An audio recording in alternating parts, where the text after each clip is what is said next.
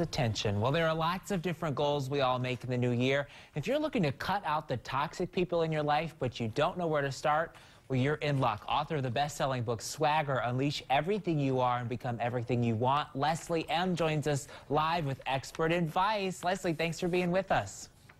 Hi, thanks so much for having me. It is our pleasure. So to start things off, this is a lesson I'm learning myself right now. We often think that we should be for everyone, especially if you're a people pleaser like I am. But you say one of the first places we need to start on cutting out the toxic people in our life is realizing that we're just not for everybody.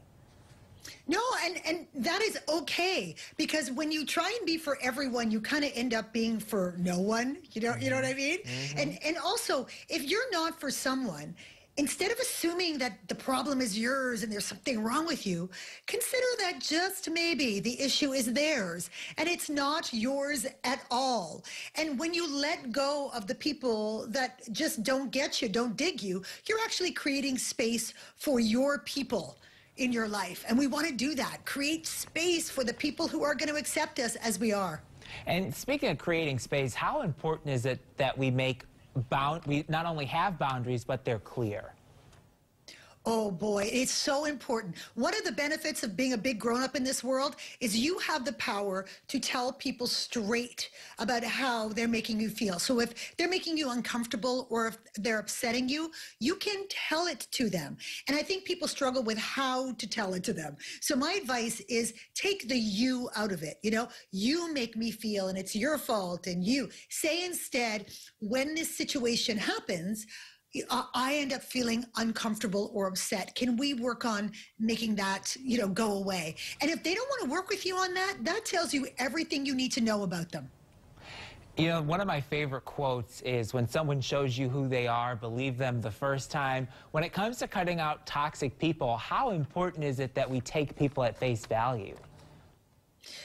Well, intention is really important, is to understand where people are coming from. Because so often people are messy. They don't mean to be negative around you. They don't mean to be upsetting.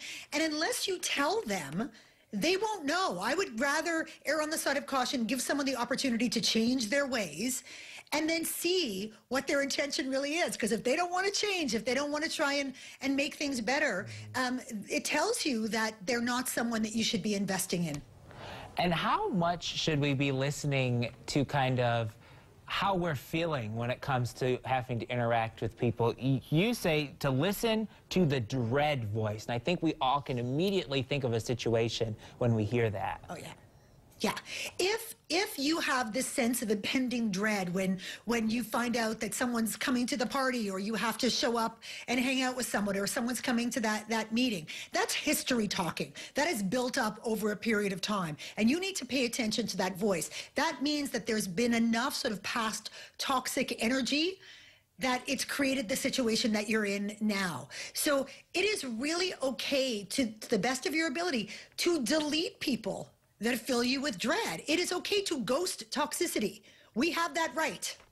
We have the right to ghost toxicity. I love that. I love that. I also love you say we have to remember our worth. People often, I sometimes think we forget that we inherently have a worth. If we're on this planet, no matter what our situation is, we have worth. Yes, yeah. I mean, our time, our energy, our loyalty, our attention, that's a gift that we give to other people, and we choose to give that. And if they don't want to accept it, okay, no problem. It is not an investment that we want to keep on making. Just like in business, if you're not getting a return on investment, at some point you cut your losses. And think of it like they're not paying into the emotional bank account. They just keep withdrawing. So you need to cut them off. Yeah, Leslie, thank you so much. For those of you that are thinking this doesn't apply to family, Leslie says don't give toxic family a free pass either. If you want to learn more about that or any of the things we've talked about, you can head to our website. We also have a link to Leslie's book there as well. Thank you so much for joining us, and happy Friday. Thank you so much for having me, you too. Well, when the temperatures drop,